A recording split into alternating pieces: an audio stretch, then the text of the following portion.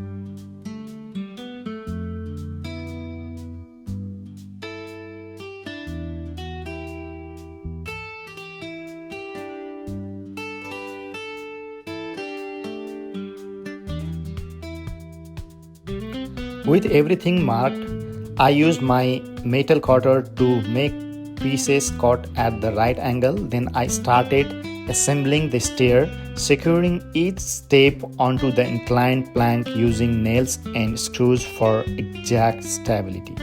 And just like that, the stair was ready to use.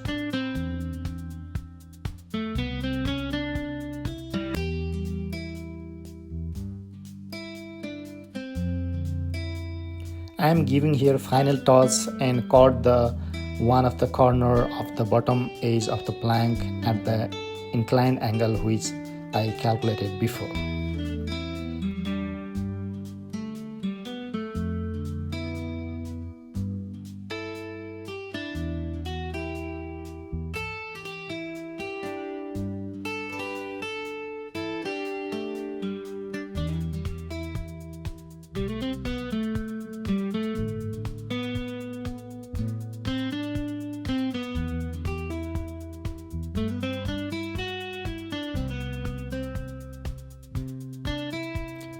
Now the stair is ready. Now I wanna give it to a final touch.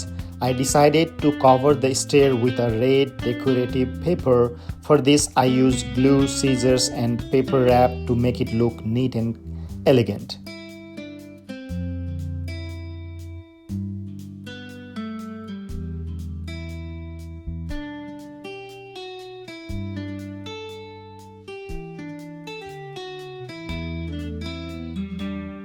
I usually want to engage my toddler to all of the activities which I do at home. So see, he is also having fun gluing the paper on the wooden board.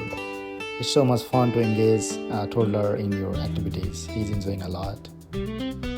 Now you can see the result. It's absolutely beautiful. And that's it. A sturdy handmade wooden stair for my temple made from scratch. I love how it turned out. If you enjoyed this video, hit the like button, comment your thought and subscribe for more DIY project. See you next time.